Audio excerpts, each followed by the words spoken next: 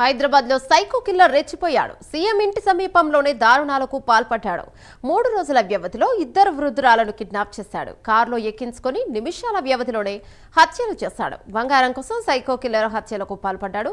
హత్య చేసి కారులో మృతదేహాన్ని తీసుకెళ్లి ఔటర్ రింగ్ రోడ్ సమీపంలో పడేశాడు. జూబ్లీ హిల్స్ రోడ్ నెంబర్ 44లో వైద్యుడి ఇంట్లో కార్ డ్రైవర్ గా నిందితుడు పనిచేస్తున్నాడు. ఈ నెల 11న యాదమ్మ, ఈ నెల 14న మంగమ్మ అనే వృద్ధురాలు హత్యకు గురయ్యారు. 15 రోజుల తర్వాత నిందితుడు జూబ్లీ హిల్స్ పోలీసులు అదుపులోకి తీసుకుని విచారిస్తున్నారు.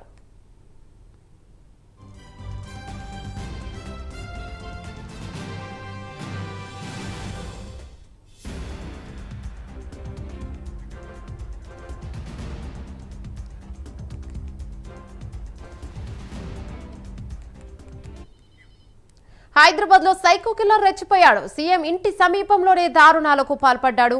ఈ 3 రోజుల వ్యవధిలోనే 2 వృద్ధురాలను కిడ్నాప్ చేశాడు. కారులో ఎక్కించుకొని నిమిషాల వ్యవధిలోనే హత్యలు చేశాడు సైకో కిల్లర్. దీనిపై మరింత సమాచారం మా కరెస్పాండెంట్ కుమార్ అందిస్తారు.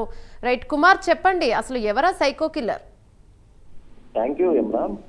జూబ్లీహిల్స్ పిఎస్ పరిధిలోని ఒక సైకో కిల్లర్ అయితే పోలీసులు అదుపులోకి అయితే తీసుకున్నారు. అయితే తెలంగాణ ముఖ్యమంత్రి రేవంత్ రెడ్డి ఇంటి సమీపంలోని ఏదైతే దారుణాన్ని కొడగొట్టాడని చెప్పొచ్చు. 3 రోజులు వ్యవధిలోనే 2 వృద్ధురాలను కిడ్నాప్ చేసి హత్య చేశాడు.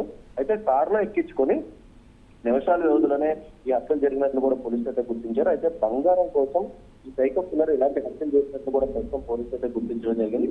హత్య చేసి కారులో మృతదేహాన్ని ఔటర్ రింగ్ రోడ్ సమీపంలోనే తీసుకెళ్లి అక్కడైతే ఈ కిల్లర్ అయితే పడేసినట్లయితే గుర్తించారు. అయితే జూబ్లీహిల్స్ రోడ్ నెంబర్ 44లోని ఒక వైద్యుడి ఇంట్లో కారు డ్రైవర్ గా ఈ హంతకుడు పనిచేస్తున్నట్లు కూడా గుర్తించారు. ఈ నెల 11న యాదమ్మ అనే వృద్ధురాలను హత్య చేశాడు. అలాగే ఈ నెల 14న మంగమ్మ అనే వృద్ధురాలను కూడా హత్య చేశాడు. ముఖ్యంగా 15 రోజులు తర్వాత పోలీసులు నిందితులను అదుపులోకి తీసుకోవడం జరిగింది. అయితే ముఖ్యంగా ఈ నిందితుడు కూడా అక్కడే జూబ్లీహిల్స్ రోడ్ నెంబర్ 44లోనే ఒక వైద్యుడి దగ్గర డ్రైవర్ కింద పనిచేస్తూ కూడా ఇటు బంగారం కోసం వృద్ధుల్ని టార్గెట్ చేస్తూ వాళ్ళని హత్య చేస్తూ జరిగాడు. అయితే 3 రోజుల వ్యవధిలోనే ఇద్దరిని హత్య చేయడంతో కూడా జూబ్లీహిల్స్ పోలీసులు దీనిపై కేసు నమోదు చేశారు. అయితే అక్కడ ఉన్న సీసీటీవీ ఫుటేజ్ ఆధారంగా నిందితులను గుర్తించి ప్రస్తుతం అదుపులోకి తీసుకుని ఈ రోజు విచారించారు. అయితే ఈ విచారణలో కూడా చాలా కీలకమైన విషయాలు చెప్పినట్లయితే తెలుస్తుంది.